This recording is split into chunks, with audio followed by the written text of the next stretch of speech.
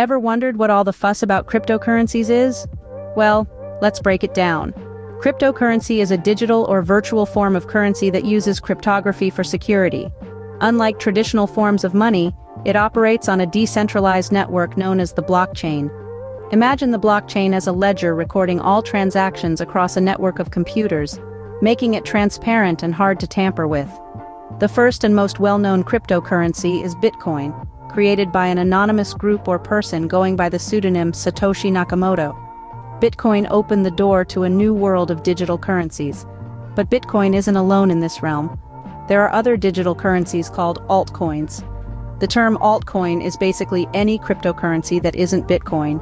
Ethereum, Ripple, Litecoin, these are all examples of altcoins.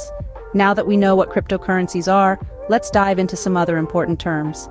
So, how does one store and transact with these digital currencies? Well, let's start with the wallet. A wallet is a digital tool, like an app on your phone, where you can store, send, and receive cryptocurrencies. But to access the funds in your wallet, you will need a private key. This is a unique cryptographic code known only to you. It's like the key to your house, but for your digital wallet. Now, you might wonder how others can send you cryptocurrency. They will need your public key, a cryptographic code that is publicly known. This public key is used to create a unique address, a string of alphanumeric characters representing your wallet's destination for transactions. So here's the interaction. If someone wants to send you Bitcoin, they send it to your address. You then use your private key to access these funds. Remember, your private key is like the key to your house. Keep it safe. Now, how are these digital coins created and transactions validated, you may wonder? The answer lies in a process known as mining. Picture it as a complex mathematical puzzle that computers or miners solve.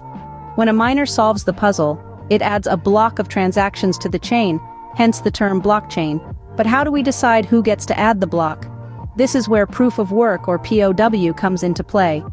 In POW, the miner who solves the puzzle first gets the honor. It's a bit like a digital race, with the fastest computer winning the prize. There's also an alternative way called proof of stake or POS. Here, the right to add the block isn't about speed, but about how many coins you hold and are willing to stake for the opportunity. These processes ensure that the blockchain remains secure and transactions are verified. So, how do new cryptocurrencies come into existence and how are they traded? Let's dive into the world of initial coin offerings or ICOs, exchanges, and market cap. ICOs are a lot like the crypto version of crowdfunding. When a new project needs to raise funds, they might sell a portion of their native tokens to early backers. It's a way for new cryptocurrencies to get their start and for investors to get in on the ground floor. Once these new tokens hit the market, they're often traded on exchanges. These platforms are like digital marketplaces where you can buy, sell, and swap different cryptocurrencies. Now, when we talk about the value of a cryptocurrency, we often refer to its market cap. This is the total value of a cryptocurrency in circulation, calculated by multiplying its current market price by the total supply. These terms give us insight into the financial aspects of the crypto world. Ever heard of DeFi or smart contracts? And what's this about whales and hodling?